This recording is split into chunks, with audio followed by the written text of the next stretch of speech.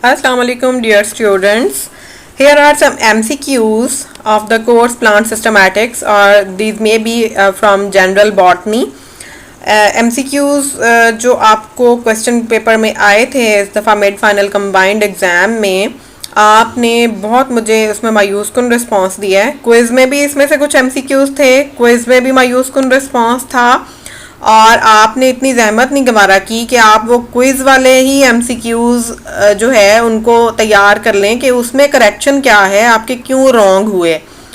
आप सब स्टूडेंट्स को ये प्रैक्टिस रखनी चाहिए कि जब भी आपका कोई क्विज़ हो, टेस्ट हो, पेपर हो, उसमें जो भी आपके मिस्टेक्स हों एटलीस्ट वो आपको पता होनी चाहिए कि ये हमने मिस्टेक की है, यहाँ से हमारे नंबर कटे हैं। जब आपको एक पेपर दिखाया जाता है तो उसका मकसद ये होता है कि यहाँ से ये मिस्टेक हुई है तो इसकी करेक्शन क्या है। आप में से किसी ने नहीं पूछा मुझसे, और ना ही किसी ने खुद उसकी करेक्शन देखी, और पढ़ा भी आप लोगों ने कुछ अच्छा तैयार नहीं किया। तो मैंने ये आप लोगों के लिए आंसर की तैयार की है जो आप लोगों का इस दफ़ा का MCQs का पेपर आया था। तो आप एटलीस्ट इसकी करेक्शन ज़रूर तैयार करें। मैं आपको कुछ साथ में इसको समझाती भी जाऊंगी, और मज़ीद जो आपकी कमियां हैं वो आप इन हॉलीडेज़ में उसको ओवरकम करें ताकि अपकमिंग सेमेस्टर्स में आपकी बेस अच्छी बन जाए और आप उसमें अच्छा जो है आगे पढ़ सकें। आपकी जो रीडिंग और स्टडी की हैबिट है और लर्निंग की हैबिट है वो अच्छी डेवलप हो सके। आप लोगों की बेस पीछे बहुत वीक है। मैं मेंशन तो नहीं करना चाह रही थी ये सब कुछ, लेकिन मुझे मेंशन करना पड़ा आप लोगों का रिजल्ट देख के, तो मुझे उससे मायूसी। और मैं चाहती हूँ अब मेरा काम ख़त्म हो गया है, अगरचे सेमेस्टर ख़त्म हो गया, मेरा काम नहीं है कि मैं आपको पढ़ाऊँ, लेकिन मुझे फील होता है बीइंग अ टीचर कि आप लोगों की बेस वीक है, आपकी बेस स्ट्रॉन्ग होनी चाहिए। पीछे से आप लोगों ने मेहनत नहीं की हुई, सिलेक्टिव स्टडी करवाई हुई है कॉलेजेस में आप लोगों को, आपने पूरा कोर्स नहीं पढ़ा हुआ, और अब आगे जो है वो आप उतने ही सहल पसंद हुए हुए हैं। तो यहाँ यूनिवर्सिटी में और सेमेस्टर सिस्टम में ये सहल पसंदी जो है ये आपको नुकसान देगी। पढ़ना शुरू करें। अगर टीचर ने कोर्स कवर नहीं करवाया था आपके एनुअल सिस्टम में, ADP के प्रोग्राम्स में या BSc में, तो आपको खुद पढ़ लेना चाहिए था। इतना मुश्किल नहीं होता कि आप पढ़ ना सकें। अब तो इसके बहुत सारे जो है आपको वीडियो क्लिप्स मिल जाते हैं, आप हर चीज़ को समझ सकते हैं, या इवन खुद पढ़ लें तो भी समझ आ जाती है। कुछ इतना मुश्किल नहीं होता। आपको गाइडलाइन चाहिए हो आप टीचर से या किसी सीनियर से पूछ सकते हैं, वो आपको गाइड कर सकता है। लेकिन प्लीज़ अपने पढ़ाई की तरफ तवज्जो दें। दिन में कम से कम 1 घंटा ज़रूर निकाला करें अपनी स्टडी के लिए। और जो आपकी वीकनेसेस हैं जिन कोर्सेज में, सब में ही हैं, मैंने आपको 2 कोर्सेज पढ़ाए हैं, दोनों में आप लोग वीक हैं। तो सिवाय 2-3 स्टूडेंट्स के, गिने चुने स्टूडेंट्स के, वो भी बहुत हाई ग्रेड्स पे नहीं है, नॉर्मल से उनके ग्रेड्स हैं, बाकी मतलब बहुत पोर आपका रिजल्ट है। तो काइंडली इसको आप जो है ना वो कर लें।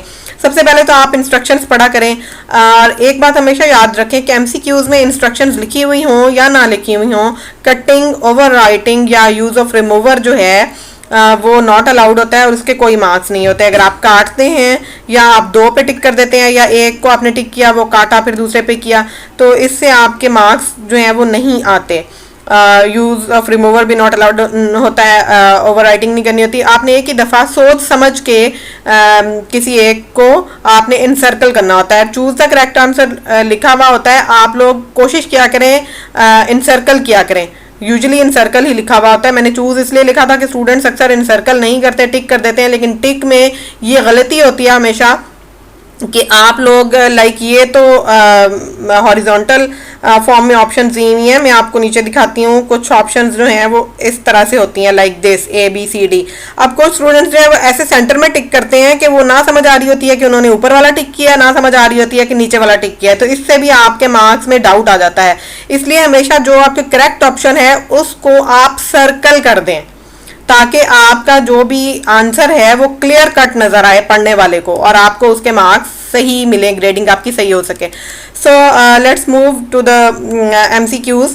फर्स्ट वन इज बहुत इजी, मैंने पेपर बनाया था फिर भी आप लोगों के बड़े बुरे हालात थे। New name of family Compositae is, बहुत सारे स्टूडेंट्स ने इसमें मिस्टेक की हुई थी। किसी ने APSC टिक किया हुआ है, किसी ने ब्रासिकेसी, किसी ने एस्क्लिपेडेसी, बहुत कम स्टूडेंट्स ने एस्टरेसी टिक किया हुआ है। Compositae family is sunflower family. Compositae उसका ओल्डर नेम है। आपको पता है न्यू नेम सारी फैमिलीज के CEAE पे एंड होते हैं, ठीक है। तो इस कंपोजिटी फैमिली का न्यूअर नेम है एस्टरेसी। एस्टरेसी फैमिली जो है ये सनफ्लावर फैमिली है, आप इसको स्टडी करें। इसका ओल्ड नेम जो है वो कंपोजिटी है। आप एपीएसी को नहीं कह सकते क्योंकि एपीएसी का ओल्ड नेम अम्बेलीफ्री है, ये धनिया और सौंफ की फैमिली है। ब्रासिकेसी, ब्रासिका कैम्पेस्ट्रस की जो फैमिली, इसका ओल्डर नेम क्रोसीफ्री है। इस तरह एस्क्लीपेडेसी फैमिली जो है ये कैलोट्रोपिस प्रोसीरा की फैमिली है। आप कंपोजिटी का न्यू नेम, जब भी कंपोजिटी या एस्टरेसी का नाम आए आपके जहन में फौरन ये आना चाहिए कि एक ही फैमिली के दो नेम है। कंपोजिटी का न्यू नेम क्या है? Asteraceae. So number 2 MCQs is fruit of family Solanaceae is berry, septicidal capsule, nut or both A and B. Here the correct answer is both A and B. क्योंकि family Solanaceae में berry भी fruit होता है, usually जो है वो fruit berry ही होता है, लेकिन कुछ फ्रूट्स जो हैं सोलेनेसी फैमिली के दे आर सेप्टिसाइडल कैप्सूल। सेप्टिसाइडल कैप्सूल्स वो होते हैं जो ओवरी, आपको पता है ओवरी में चेम्बर्स होते हैं, ठीक है, लॉक्यूल्स होते हैं, उनको जो सेप्टम सेपरेट कर रहा होता है, उस सेप्टम से जो कैप्सूल डिहाइस होते हैं, ओपन होते हैं पकने के बाद, सीड जब उनकी जो है वो शेड होता है, तो वो कहाँ से शेड होता है? सेप्टम के बर्स्ट होने से। तो इसलिए उस कैप्सूल को कहते हैं सेप्टिसाइडल कैप्सूल। तो ये दोनों टाइप के फ्रूट्स सोलेनेसी फैमिली में पाए जाते हैं, इसलिए इसको कहते हैं, इसलिए यहाँ पे आप बोथ ए एंड बी को करेक्ट करेंगे। Third MCQs is Foeniculum vulgare belongs to family. Foeniculum vulgare पहले तो आपको पता होना चाहिए क्या है। दिस इज सौंफ, ठीक है, और सौंफ का आपने जो इन्फ्लोरेसेंस है वो देखी है कैसी होती है, दैट इज अम्बल, ठीक है, और उसकी इन्फ्लोरेसेंस टोटली उसकी ये जो एपीएसी फैमिली है इसकी तो इन्फ्लोरेसेंस से आप पहचान सकते हैं फौरन के ये एपीएसी फैमिली का मेंबर है। तो फेनिकुलम वल्गैर की जो इन्फ्लोरेसेंस है that is true to Apiaceae family, और आपने इसको पढ़ा भी है एपीएससी में, फिर भी आप लोगों ने इतने गलत टिक्स लगाए हुए थे। तो करेक्ट आंसर इज एपीएससी, जिसका ओल्डर नेम अम्बेलीफ्री है। Which of the following is part of androecium of flower? Androecium is male reproductive part of flower, ठीक है। सबसे पहली ऑप्शन है कार्पल। कार्पल आपको पता है फीमेल रिप्रोडक्टिव पार्ट है, तो कार्पल जो है ये गाइनोशियम का पार्ट है, ये सही नहीं है, यहाँ पे ऑप्शन ये इनकरेक्ट है। Second option is रिसेप्टिकल। रिसेप्टिकल जो है वो प्लेटफॉर्म होता है जिसके ऊपर, जिससे सेपल्स, पेटल्स और स्टेमन्स अराइज होते हैं, ठीक है। तो ये जो है वो रिप्रोडक्टिव पार्ट्स में एज सच नहीं आता, तो ये एंड्रोशियम का पार्ट नहीं है, बल्कि ये वो पार्ट है जहाँ से एंड्रोशियम या स्टेमन्स डेवलप होते हैं। Next is anther. Anther is the part of androecium, this is the correct answer. आपको पता है कि एंड्रोशियम में क्या होता है? स्टेमन्स और जो उसका फिलामेंट होता है, ठीक है, और स्टेमन्स के अंदर क्या होता है? एंथर्स होते हैं, जो जरदाने या पोलन्स, ठीक है। तो this is the correct answer. D option भी इनकरेक्ट क्यों है? क्योंकि stigma is the part of carpel, और ये फीमेल या गाइनोशियम का ये पार्ट है, तो इसलिए ये भी इनकरेक्ट है। हम एंड्रोशियम का पार्ट यहाँ पे देखना चाह रहे हैं, तो एंड्रोशियम का ओनली पार्ट यहाँ पे जो है वो एंथर है, हम इसको सर्कल करेंगे। Next is ovary position of flower in the given picture is, this is the given picture.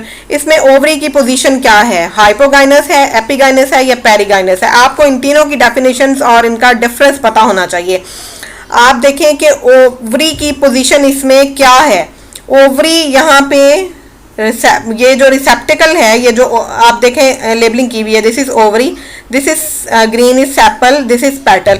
अब देखें सेपल और पेटल कहाँ से राइज हो रहे हैं? Above the level of ovary, तो ये एपिगाइनस हुआ कि रिसेप्टिकल जो है ये ऊपर है ओवरी से, ठीक है। तो ओवरी की पोजीशन क्या हुई?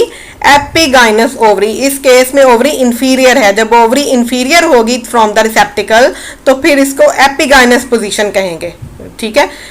ओवरी जो है उससे ऊपर जाके रिसेप्टिकल जो है वो ओवरी के साथ फ्यूज्ड है, और जहां ओवरी खत्म होती है वहां पे जाके उस रिसेप्टिकल से सेपल, पेटल और स्टेमन्स राइज हो रहे हैं, ठीक है। पेरिगाइनस में क्या होता है कि यहाँ तक रिसेप्टिकल इसके साथ अटैच होता है, उसके ऊपर से फिर सेपल्स और पेटल यहाँ से जो है वो राइज हो जाते हैं यहाँ से, ठीक है। और जो हाइपोगाइनस है उसमें क्या होता है? उसमें यहीं से जो है वो इसी पोर्शन से सेपल्स पेटल्स और स्टेमन्स जो है अराइज हो जाते हैं रिसेप्टिकल के इसी पोर्शन से। रिसेप्टिकल ऊपर तक यहाँ तक नहीं जाता, फ्यूज नहीं होता इसके साथ, ठीक है। सो इस कंडीशन में एपिगाइनस ओवरी की पोजीशन है। So you will circle the B option. Next is the newly collected specimen which is used as a substitute when the original type material is missing in a herbarium is designated as neotype. Correct answer is न्यूटाइप, यानी जो भी newly collected specimen, क्यों, उसकी reason क्या है, अगर herbarium में original type material यानी होलो टाइप जो है वो मिस हो जाए किसी वजह से, लाइक उसको कीड़े मकोड़े खा गए हैं या कोई और वजह हुई है, फंगस लग गई है, लगनी तो नहीं जाहिर है हर्बेरियम में फुली ड्राइड होते, लेकिन कोई भी रीजन हो गई है कि वो टाइप मटेरियल जो ओरिजिनल होलो टाइप है वो मिस हो गया है अगर, तो उसकी जगह पे रखने के लिए जो न्यू स्पेसिमन कलेक्ट करेंगे उसको हम होलोटाइप नहीं कहेंगे, क्योंकि ऑलरेडी हमारे पास ओरिजिनल टाइप मटेरियल होलोटाइप था। अब हम जो न्यू कलेक्ट स्पेसिमन करके उसकी जगह पे रखेंगे उसको हम नियोटाइप कहेंगे, ठीक है। 7 is specimen used for original publication by the author is always a holotype. Original publication के लिए ऑथर जो स्पेसिमन यूज करेगा और उसको हर्बेरियम में सबमिट कराएगा दैट इज होलोटाइप, ठीक है। Next is number 8 which is correct. ये भी इसमें मिस्टेक की हुई थी, बड़ा मुझे अफसोस हुआ, इसमें मिस्टेक की गुंजाइश नहीं थी, होनी नहीं चाहिए थी मिस्टेक। आप देखें मैंगीफेरा इंडिका, ये इटैलिक है, जब भी टाइप करेंगे तो बोटानिकल नेम या साइंटिफिक नेम इटैलिक होने चाहिए, ठीक है। लेकिन इसमें गलती क्या है कि ये सारे के सारे कैपिटल हैं। समटाइम्स किसी कैप्शन में या टाइटल में हम ऐसा लिख देते हैं, लेकिन रूल्स के अकॉर्डिंग ये सही नहीं है। रूल्स के अकॉर्डिंग क्या सही है, this B option is correct. इसमें इटैलिसाइज भी किया हुआ है और जीनस का फर्स्ट लेटर कैपिटल है, बाकी सारा स्मॉल। स्पीशी 1 to all सारी स्मॉल आएगी। मैंगीफेरा जीनस है, एम कैपिटल आएगा, ठीक है। Indica is the species name, species name में सारा का सारा स्मॉल लेटर्स आएगा। जो इसका फर्स्ट लेटर है इंडिका का, ये भी कैपिटल नहीं आएगा स्पीशी में। So this one is correct. अब ये क्यों करेक्ट है, क्योंकि इसमें इंडिका का आई भी इन्होंने कैपिटल लिखा हुआ है, तो इंडिका का आई भी कैपिटल नहीं होता, ये इटैलिक है। लेकिन ये इनकरेक्ट इसलिए है कि स्पीशी नेम में कोई भी लेटर, सॉरी इटैलिक कह रही हूँ, कोई भी लेटर जो है वो बिग नहीं होता, सारे लेटर स्मॉल होते हैं। ये यहाँ पे देखें मैंगीफेरा इंडिका में एम कैपिटल आएगा, बाकी सारे स्मॉल हैं, और यहाँ पे इंडिका में सारे स्मॉल हैं। अब डी ऑप्शन में आप देखें ये इटैलिसाइज नहीं किया हुआ, इसके नीचे लाइन लगाई हुई है। कुछ स्टूडेंट्स ने इसको टिक किया हुआ है, भाई क्या हो गया आपको, इसको आप तब टिक करते अगर ये मैंने हैंड रिटन लिखा होता। जब आप हाथ से लिखेंगे तो आप चाहे टेढ़ा मेढ़ा लिखें, चाहे अपनी तरफ से हाथ से इटैलिक बना दें, जो मर्जी करें, लेकिन उसके नीचे हाथ से लिखे हुए के नीचे लाइन लगानी जरूरी होती है। लेकिन जब आप टाइप करते हैं तो टाइप किया हुआ बोटैनिकल नेम हमेशा इटैलिसाइज होना चाहिए, उसके नीचे लाइन नहीं लगी हुई होनी चाहिए, उसकी ज़रूरत नहीं है। तो इसलिए ये इनकरेक्ट है डी ऑप्शन, क्योंकि इसके नीचे लाइन लगी हुई है और ये हैंड रिटन वाली ऑप्शन है। ये टाइपिंग में कंप्यूटर पे हम ऐसे नहीं लिख सकते, ठीक है, और ये इटैलिक भी नहीं है, तो इसलिए बी ऑप्शन इज करेक्ट, उसको सर्कल करेंगे। 9th MCQ is name the type of speciation shown in the figure. ये फिगर है, इसमें स्पेसिएशन की कौन सी टाइप दिखाई हुई है, ये फिगर में आपको पूरी दिखाती हूँ, ये देखें। हाँ जी, इसमें स्पेसिएशन की कौन सी टाइप दिखाई हुई है, ये साथ इसकी डिस्क्रिप्शन भी दी हुई है, आप देखें। ओरिजिनल पॉपुलेशन है, उसके बाद इनिशियल स्टेप ऑफ स्पेसिएशन में क्या हुआ, बैरियर फॉर्मेशन हो गई, लाइक कोई रोड फॉर्मेशन हो गई या कोई हाउसिंग सोसाइटी बन गई इसके अंदर, और इस तरह इसको इसने क्रॉस कर दिया इस ओरिजिनल पॉपुलेशन को। तो अब क्या हुआ, ये पॉपुलेशन डिवाइड हो गई, ठीक है, कुछ मेंबर्स इसके इधर आ गए, कुछ इधर आ गए। अब वो फ्रीक्वेंटली तो इधर से इधर नहीं जा सकते ना, जैसे आप रोड से गुजर रहे हो, आप रात के किसी टाइम देखते हैं स्नेक रोड क्रॉस कर रहा होता है, तो शाज़ो नाजर ही ऐसे होता है कि कोई इस तरह क्रॉस करे। दिन के टाइम में यूजुअली कोई भी स्पीशी जो है वो नहीं इसको क्रॉस कर रही होती, और समटाइम्स कोई न्योला क्रॉस कर रहा होता है, तो शाज़ो नाजर ही ऐसा होता है कि कोई इधर से उधर क्रॉस करे। अदरवाइज जो अब मेंबर इधर रह गए हैं वो इधर ही इंटरब्रीड करेंगे, जो मेंबर इधर रह गए हैं वो इधर ही इंटरब्रीड करेंगे और इवॉल्व करेंगे, ठीक है। तो ये बैरियर फॉर्मेशन हो गई। अब ये आइसोलेशन में होने के बाद एवोल्यूशन होगी, रिप्रोडक्टिव आइसोलेशन हो गई, जो यहाँ के ऑर्गेनिज्म से उनकी इंटरब्रीडिंग से यहीं कोई एवोल्यूशन हो गई और यहाँ वालों से इधर।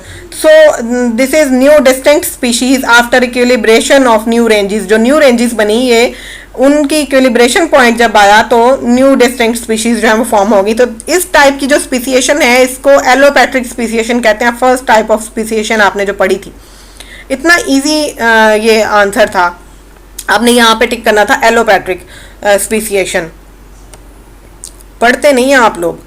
Binomials with identical genus name, ऐसे बाइनोमियल्स, बाइनोमियल्स यानी जिसके दो नाम हो, जेनेरिक और स्पीशीज नेम, ठीक है, जेनेरिक नेम और स्पेसिफिक एपिथेट या स्पीशीज नेम जिसको हम कहते हैं, यानी कोई भी बोटैनिकल या scientific name with identical genus name and specific epithet are called, यानी ऐसे मेंबर्स जिनके जीनस और स्पीशीज नेम सेम हो उनको क्या कहते हैं? Tautonyms. Simple answer. 11th MCQs is which one among the following is considered as a demerit of Angler and parental system of classification? कौन सा इनमें से Engler and Prantl system of classification का डीमेरिट है?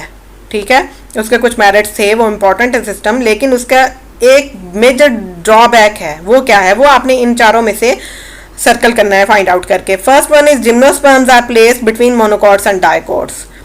ऐसा ये उसका कोई जो है वो डीमेरिट नहीं है। ठीक है, gymnosperms are placed among dicots, तो जिम्नोस्पर्म्स तो डाइकॉट्स में ही आते हैं। ठीक है, ये डीमेरिट नहीं है। Dicots are placed before monocots, ऐसा एंगलर और पेरेंटल सिस्टम में ऐसा नहीं हुआ, क्योंकि एंगलर और पेरेंटल ने डाइकॉट्स को मोनोकॉट्स के बाद प्लेस किया था, पहले नहीं। Dicots are placed before monocots, ये तो एक्चुअली जो न्यू सिस्टम है उसमें ऐसा होता है कि डाइकॉट्स मोनोकॉट्स से पहले प्लेस किए जाते हैं, और ये कंसीडर किया जाता है कि डाइकॉट्स पहले इवॉल्व हुए, मोनोकॉट्स बाद में। ठीक है, तो इसलिए ये न्यू सिस्टम ऑफ क्लासिफिकेशन में ये ट्रू होगा। एंगलर और पेरेंटल सिस्टम ऑफ क्लासिफिकेशन में ये ट्रू नहीं है। डी ऑप्शन की तरफ जाते हैं। Dicots are placed after monocots, yes this is correct. Dicots को एंगलर और पेरेंटल ने मोनोकॉट्स के बाद प्लेस किया, और उसने ये कहा कि मोनोकॉट्स पहले इवॉल्व हुए थे, डाइकॉट्स बाद में। ये उसके सिस्टम ऑफ क्लासिफिकेशन के अकॉर्डिंग ऐसा है, और ये उसके सिस्टम का डीमेरिट है, क्योंकि एक्चुअली लेटेस्ट स्टडीज ने ये प्रूव किया कि डाइकॉट्स जो हैं वो पहले इवॉल्व हुए थे, उनको मोनोकॉट्स के बिफोर आना चाहिए, आफ्टर नहीं। ठीक है, तो इसलिए ये वाला जो है इसको हम सर्कल करेंगे, ये डीमेरिट है। Next is two similar holotypes are called isotype. Iso mean same, so two similar holotypes are known as isotype. First तो वो होलोटाइप होगी जो एज टाइप मटेरियल जमा कराई है, और उसके साथ जो बिल्कुल सिमिलर और सेकंड वन होगी that will be isotype. 13th MCQs is venation is the term used to describe the pattern of arrangement of। venation से आपको पता लग जाना चाहिए कि venation का मतलब है जाल। ठीक है, venation का मतलब है वेन्स का सिस्टम। ठीक है, जैसे हमारी बॉडी में खून की नालियों का या वेन्स का या कैपिलरीज का एक सिस्टम है, इसी तरह प्लांट्स में जो अरेंजमेंट ऑफ पैटर्न है वेनेशन का, वो कहाँ होता है? फ्लोरल ऑर्गन्स में होता है। फ्लोरल ऑर्गन की तो तरतीब को या अरेंजमेंट को तो हम वेनेशन नहीं कहते ना। ठीक है, फ्लावर्स इन इनफ्लोरेसेंस, इनफ्लोरेसेंस में फ्लावर्स की क्या तरतीब है, इसको भी वेनेशन नहीं कहते। Veins and veinlets in the lamina, lamina कहते हैं पत्ते के चौड़े हिस्से को। किसी भी लीफ के टू पार्ट्स होते हैं, जो उसकी डंडी होती है that is one part that is known as petiole, और जो उसका चौड़ा हिस्सा जिसको एक्चुअली हम पत्ता कहते हैं that is lamina of the leaf. ठीक है, तो वो जो चौड़ा हिस्सा पत्ते का जिसको हम एक्चुअली लीफ कहते हैं या पत्ता कहते हैं, उसमें जो आपको रगें नजर आ रही होती हैं, मिड रेब और उसकी जो साइड वेन्स नजर आती हैं, वेन्स एंड वेनलेट्स, उसकी अरेंजमेंट पैटर्न को वेनेशन कहते हैं, लीफ वेनेशन। ठीक है, हम कहते हैं ना कि इसकी लीफ वेनेशन के अकॉर्डिंग ये कंपाउंड लीफ है, ये पैरेलल सिंपल लीफ है जिसमें पैरेलल वेनेशन होती है, वो सिंपल लीफ होता है। तो वेनेशन क्या है? वेन्स का पैटर्न है। और ये जो ऑल है ये भी इनकरेक्ट आएगा, इसलिए ये सी ऑप्शन को आप सर्कल करेंगे। Next 14th MCQs is the karyotype can be represented diagrammatically as ideogram, karyogram, both and B। इसमें both and B is correct, क्योंकि karyotype क्या है? एक्चुअली karyotype जो है किसी भी karyon mean nucleus, nucleus content जिसमें क्रोमोसोम्स होते हैं उसको डायग्रामेटिकली जब हम रिप्रेजेंट करते हैं, आपने देखा होगा एक फिगर होती है जिसके अंदर सारे क्रोमोसोम्स किसी भी ऑर्गेनिज्म के वो शो किए हुए होते हैं कि ये कौन सा क्रोमोसोम है, इसकी क्या शेप है, इसकी क्या साइज़ है, ठीक है, वो सब कुछ उसमें शो किया हुआ आता है। तो उस डायग्राम को कहते हैं ईडियोग्राम भी कहते हैं, उसको कैरियोग्राम भी कहते हैं। तो इसलिए दोनों को हम टिक नहीं करेंगे क्योंकि हमने एक ऑप्शन चूज करनी है। तो यहाँ पे हमारे पास बोथ ए एंड बी की ऑप्शन है, तो हम इसको टिक करेंगे। पहले सारी ऑप्शंस पढ़ा करें फिर टिक किया करें। 15th, the new name of family Umbelliferae is Apiaceae. Simply आंखें बंद करके आपको पता होना चाहिए, एम्बेलीफ्री जो धनिया की या फिनिकुलम वल्गैर सौंफ की फैमिली है, उसका न्यू नेम इज एपीएसी। एम्बेलेसी कोई नाम ही नहीं है, ठीक है। अगर हम देखते हैं ना कि न्यू नेम के एंड पे CEAE आता है, तो एम्बेलेसी जो है ये कोई नाम ही नहीं है एक्चुअली, ठीक है, ये वैसे ही एक रॉन्ग टर्म है। तो न्यू नेम उसका एपीएसी है। क्रूसीफ्री जो है ये तो ऑलरेडी एक ओल्डर नेम है, इसका न्यू नेम खुद ब्रासी केसी है, तो इसलिए ये भी गलत हो गया। कैनेसी कैना फैमिली है जो कैन की फैमिली होती है। 16th, pick the right sequence of taxonomic categories, यानी जो हमारी टेक्सोनोमिक कैटेगरीज हैं ये वाली, इनका राइट सीक्वेंस इन चारों में से कौन सा है। Division, class, family, order, genus, species. इसमें कहाँ पे गलती है, आप देखें कि फैमिली जो है ये ऑर्डर से छोटा है लेवल, तो इसको ऑर्डर के बाद आना चाहिए, ऑर्डर को फैमिली से पहले आना चाहिए, इसलिए ये गलत हो गया। Next is division, class, family, order, genus, species. अब इसमें ये सेम है दोनों, ठीक है, इसमें भी वही गलती है कि ऑर्डर को फैमिली से पहले आना चाहिए। C is division, class, order, family, genus, species. This is the correct option. Division सबसे बड़ा जो है वो टेक्सोनोमिक कैटेगरी है बड़ी, उसके बाद क्लास है, उससे छोटी कैटेगरी ऑर्डर है, उससे छोटी कैटेगरी फैमिली है, उसके बाद जीनस है, और स्पीशीज सबसे स्मॉलर कैटेगरी है, उसके बाद सब स्पीशीज कैटेगरी आ जाती है। लेकिन यहाँ पे जो मेंशन की हुई है हमने उनकी तरतीब जो है वो चूज़ करनी है, ठीक है। उनमें से ये वाली सी ऑप्शन जो है ये करेक्ट है, तो आप सी को सर्कल करेंगे। डी क्यों गलत है इसको भी देख लेते हैं। डिवीजन के बाद ऑर्डर आ गया, जबकि ऑर्डर के बाद जो क्लास आई है, क्लास ऑर्डर से बड़ा लेवल है, तो क्लास को ऑर्डर से पहले आना चाहिए, इसलिए ये भी गलत हो गया, ठीक है। Question number 2, identify the following statements as true और false by putting letter T for true and F for false in the brackets provided at the end of statements. इसको पहले पढ़ लिया करें। आपने क्या किया हुआ है, यहाँ पे आपने जो जिसको ट्रू लग रहा है उसने टिक भी किया हुआ है, जिसको फॉल्स लग रहा है उसने क्रॉस लगाया हुआ है। ऐसा नहीं करना, आपको यहाँ पे जो इंस्ट्रक्शंस दी हैं उसको फॉलो करना है। आपको कहा गया है लेटर T लगाना है अगर आपको ट्रू लग रहा है, और लेटर F लिखना है अगर आपको फॉल्स लग रहा है। लाइक दिस, ये दोनों फॉल्स हैं तो मैंने इसके आगे F लिखा हुआ है, ठीक है, ऐसे लिखना होता है। और ये चारों नीचे वाले जो हैं ये मैंने आपको क्विज में दिए थे, फिर भी ये मोस्टली क्लास ने गलत किए हैं। बड़े अफसोस की बात है कि आपने ये जहमत गवारा नहीं की कि क्विज में हमारी गलती हुई है तो क्यों हुई है और इसकी करेक्शन क्या है। Omega taxonomy is also called formal taxonomy, ये फॉल्स है। अल्फा टेक्सोनोमी को फॉर्मल टेक्सोनोमी कहते हैं।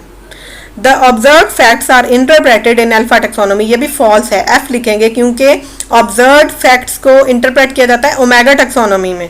अल्फा टेक्सोनोमी में तो फैक्ट्स कलेक्ट किए जाते हैं, facts are observed and collected in the alpha taxonomy, इसलिए ये दोनों फॉल्स हैं। Next is fill in the blanks spaces with appropriate words. Monocolpate pollen grains are boat shaped, कितने बच्चों ने ये गलत लिखा हुआ था। Monocolpate pollen grains are boat shape, किसकी शेप जो है वो जस्ट बोट की तरह होती है कि आप उसको अगर ड्रॉ करेंगे तो वो इस तरह से बनेगा, ये लाइक दिस, ठीक है। तो ये एक बोट शेप बनेगी। आप लोगों ने इसको भी इतना गलत लिखा हुआ है, दिस इज वेरी बैड। और इसको आप जाके पोलन ग्रेन्स जहां हमने पढ़े थे वहां पे जाएं और पोलन ग्रेन्स को स्टडी करें, उनकी कौन कौन सी टाइप्स हैं। उसमें से मोनोकॉर्पेट टाइप जो है वो बोट शेप है, बाकी कौन कौन सी टाइप्स हैं, उनकी क्या क्या शेप्स हैं, डायग्राम्स भी बनी हुई हैं। International botanical congress is held every 6th year. International botanical congress हर 6 साल के बाद मुनक्किद की जाती है। उर्दू याद कर लिया करें, अगर आपको इंग्लिश मुश्किल लगती है तो उसको रट्टा मार लिया करें। भाई ये इतना ये भी क्विज में दिया हुआ था फिर भी गलत था, बहुत अफसोस होता है। स्टूडेंट्स काइंडली फोकस करें अपनी स्टडीज़ की तरफ, इसको तैयार करें और ये सारे एमसीक्यूज अब आपकी फिंगर टिप्स पे होने चाहिए। और ये एक स्टार्टर है आपकी रिवीजन को स्टार्ट करने का, ठीक है। तो आई होप जो लोग फिक्र करते हैं कि उनके नेक्स्ट सेमेस्टर्स अच्छे गुजर जाएं, उनके ग्रेड्स भी अच्छे आएँ और उनको उनके कॉन्सेप्ट्स भी क्लियर हों, वो लोग जब मार्केट में जाएं, जब प्रैक्टिकल फील्ड में जाएं, जब जॉब्स में जाएं, इंटरव्यूज़ में जाएं, एमफिल के इंटरव्यू या टेस्ट में अपेयर हों, तो उनको सारी चीज़ें आती हों, उस वक्त उन लोगों को मुश्किल ना हो, उस वक्त उनके टेस्ट और इंटरव्यूज़ में वो डिसक्वालीफाई ना हो। तो इस सब के लिए ये सारा कुछ आपको आना चाहिए, ये सब कुछ तैयार करें और इनसे रेलेवेंट जो भी टॉपिक्स आपको पढ़ाए हुए हैं वो याद करें। आपको कहीं समझ नहीं आ रही, आप मेरे से कांटेक्ट कर सकते हैं, मैं आपको बताऊंगी। ऑलवेज देयर फॉर यू, आप जो भी मुझसे पूछेंगे। तो काइंडली मुझे बहुत खुशी होगी, आप लोग आगे एक्सेल करेंगे। मेरे अल्लाह का शुक्र है अब तक जितने भी मेरे स्टूडेंट्स हैं वो अच्छी पोस्ट पे, अच्छी जगहों पे काम कर रहे हैं, जॉब कर रहे हैं, या अगर नहीं भी जॉब कर रहे हैं तो एटलीस्ट आगे अपनी फैमिली के लिए अच्छा कंट्रीब्यूशन रोल प्ले कर रहे होंगे। बहुत से मेरे स्टूडेंट्स जो हैं वो पब्लिक सर्विस मिशन के थ्रू लेक्चरर्स सेलेक्ट हुए हैं, कुछ स्कूल जॉब्स में हैं, कुछ और आगे एमफिल पीएचडी कर रहे हैं, कुछ ने पीएचडी कर भी ली है, इक्का दुक्का ने, ठीक है। और आई होप कि आप लोग भी एक्सेल करें, आई विश कि आप लोग भी एक्सेल करें। तो इसके लिए आप ये ज़रूर पढ़ना शुरू करें। ये जो करेक्शंस मैंने आपको ये एमसीक्यूज़ की इसलिए बताई है कि आपको पता लगे कि आपने कहाँ पे गलती की थी और इसकी करेक्शन क्या है और क्यों है, रीज़न के साथ, लॉजिक के साथ आपको पता होना चाहिए, ताकि आप कल इंटरव्यू में जाएँ, आप बता सकें, कल आप किसी को पढ़ाने जाएँ आप उसको अच्छा पढ़ा सकें, बता सकें, ठीक है। So I wish you best of luck. अल्लाह हाफिज़ फ्रॉम माई साइड। अगर आपने मेरा चैनल सब्सक्राइब नहीं किया तो उसको सब्सक्राइब करें, और आपको किसी टॉपिक पे मज़ीद गाइडेंस चाहिए तो मुझे ज़रूर बताएं। वीडियो अच्छी लगी है तो इसको लाइक करें, कमेंट्स में अपने ख़यालात का इजहार ज़रूर करें। कुछ पूछना है आप कमेंट्स में पूछ सकते हैं, और इसको फॉरवर्ड करें आपके जो भी क्लास फेलोज़ हैं उनको, ताकि वो भी इसको तैयार करें। और जो भी इस बॉटनी से रेलेवेंट जिनका इंटरेस्ट है उनको भी आप फॉरवर्ड कर सकते हैं, उनके लिए भी एक अच्छा नॉलेज है, ठीक है जी। Thank you so much, take care, अल्लाह हाफिज़।